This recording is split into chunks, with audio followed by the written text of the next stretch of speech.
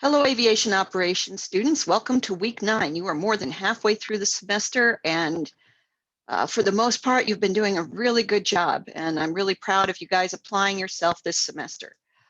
A reminder again, you can turn in assignments early, and that the content for the week is posted Sunday night, so Mondays are a good time to read the email and look at the content.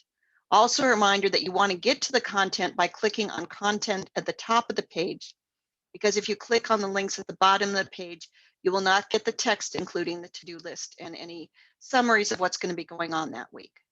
So let's go ahead and launch.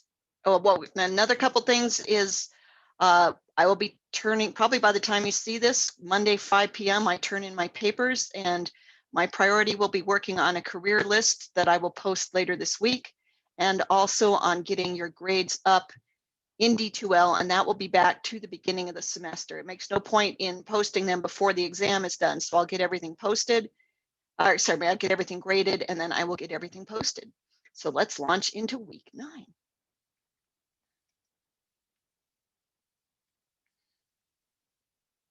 So Daisy. And let's do a slideshow from the beginning. All right. So we're going to talk a little bit about Flightline and Front Desk. And in your Southwest Airlines reading that you've been assigned is to take a look at the ground operations and communication pieces, because they will be part of what you'll be looking at for this week. So the front desk, that is where customer service is. You want it to have a professional image, provide personal service, and have a good business flow. You can see here, it is both professional looking and relaxing.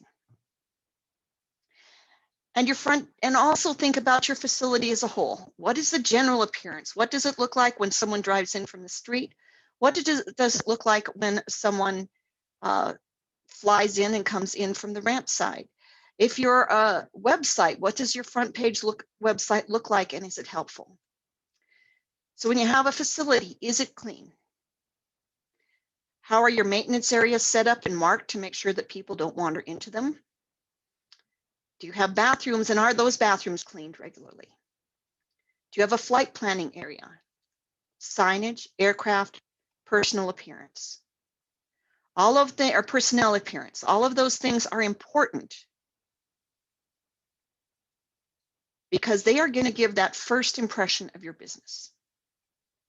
Be it good or bad, that is going to form an image in their mind of what your company is like.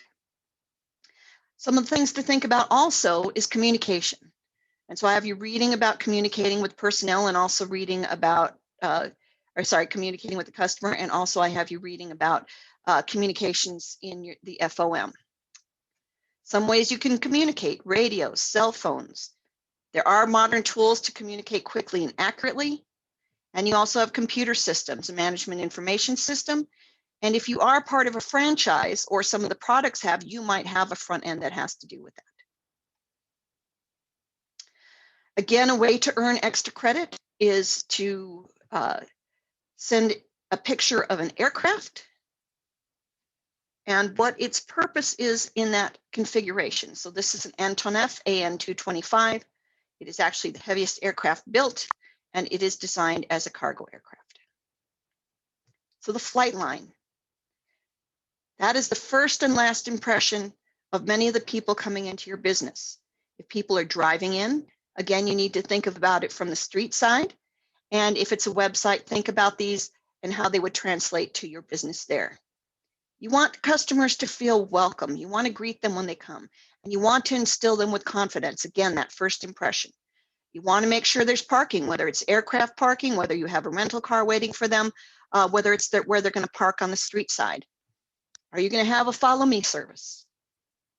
What about your line personnel? Will they be interacting with the customers or not? Parking and chalking aircraft. Those are some of the things you have to think about in your procedures potentially. Your appearance, training, and customer service of the people you have working on the flight line. And your layout. Again, first customer contact, first impression. Do you have clear ramp markings, signage, gates? What are you allowed to do, and what is the best practice? appearance and condition of the ramp, and that can be seasonal. It could be impacted by the size that you're allowed to use, how much parking you have, and what kind of aircraft mix you might be serving. And the layout. Again, from the eyes of the visitor, whether it is just a tourist flying in who knows nothing about aviation or someone who's a pilot, how does your business appear? You want to have a positive attitude of personnel. Even if people are having a bad day, they need to be able to smile at the customers and treat them politely. And it also needs to be practical to support. You don't want to have a lot of things that have to be cleaned off constantly. Other things that a customer is going to be looking for is speed, assistance. Are they expecting you to carry their luggage? What else are they expecting you to do? Are they expecting you to provide transportation to their office? Have the rental cars ready for them? Do they need access to radio services or some kind of communication? Are you going to tow their aircraft, and do you have what you need to do that? Are they going to be getting fuel? Are you going to be cleaning their aircraft, providing lav service? So I ask you to contemplate those ideas from multiple frames. One is for your business, and one is to think about you as an aviator when you visit another business. Thinking about it also from the FBO point and also from an airport, the commercial terminal.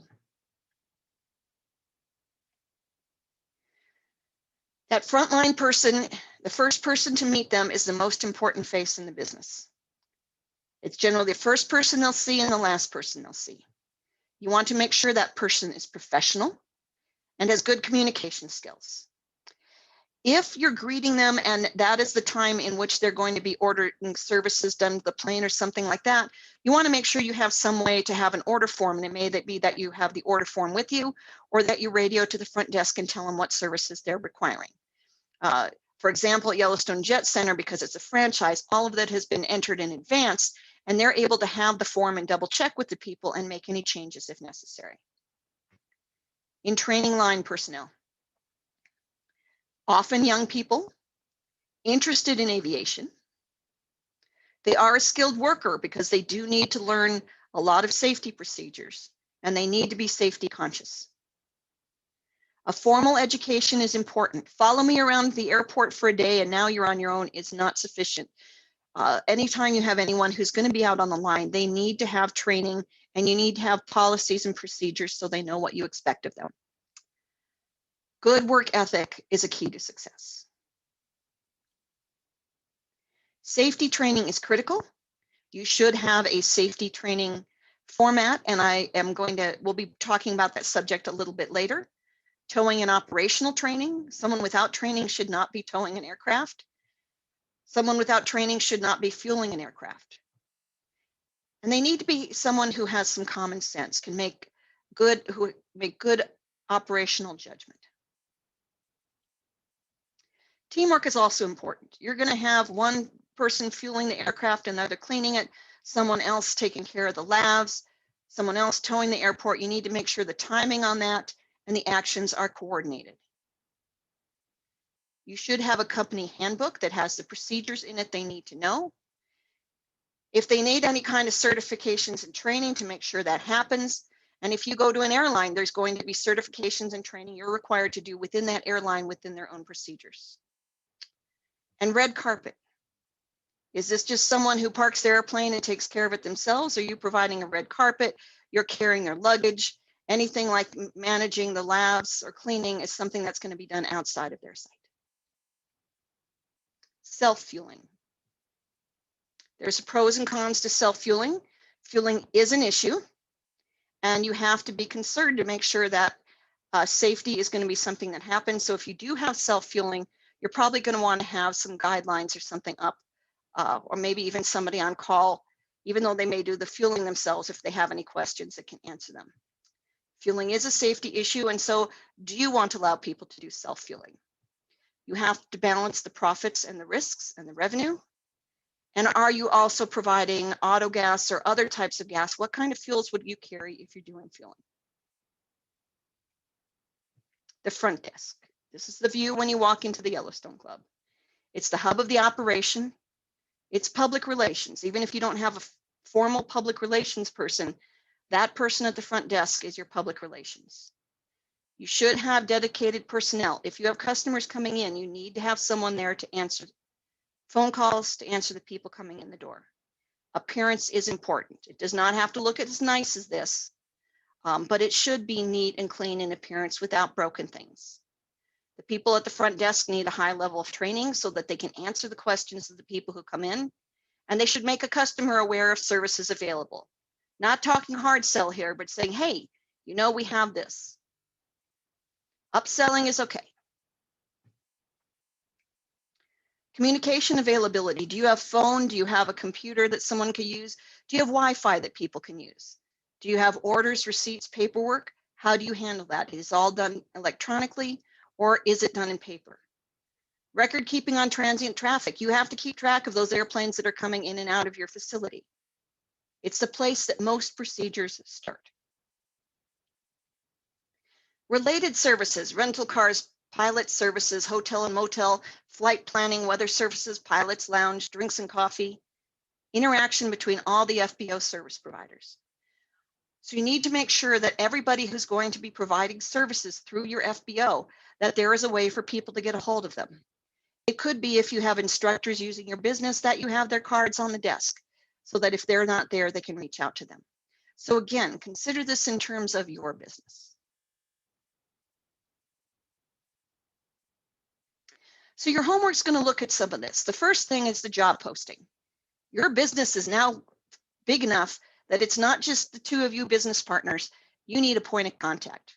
That could be a front desk person. That could be a help desk. It could be someone who's the first point of contact for customers and others reaching out to your business. Who is that going to be if it's not you? This assignment is based on your business, but I expect each team member to write their own job posting for this assignment.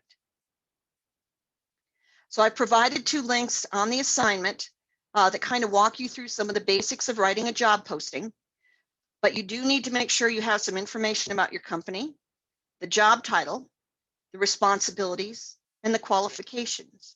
You may also want to have some benefits or information. Often you don't put the direct pay information there, or you might. You do want to remember to make sure that you're putting enough information to attract a prospective candidate, but remember that you pay by the line, so keep it succinct. And then post under assignments to week 9, homework 1 job posting, due Friday, March 14th, 2021. Excuse me. There's a second homework assignment, and that is SOPs. We talked in here about some of the procedures you need to have. So after you have read Chapter 6, skim through Chapter 16 and 18 in the SWAFOM, consider your operation. You have at least 1 new employee. It's time to consider creating a manual of standard operating procedures. I would like you to draft 3 standard operating procedures addressing communication, both within your organization and with customers. And another separate 3 SOPs addressing ground operations, or if you're office-based, your office operations and safety. Post under assignments to week number 9, homework 2 SOPs, due by next Tuesday, March 16th. Again, later this week, I will be posting the list of careers and directions on how to sign up to select a career for your career presentation. That is the end of the presentations for week 9. Thank you all very much. And if you have any questions, be sure to reach out. Monday after 5 o'clock, I should be available.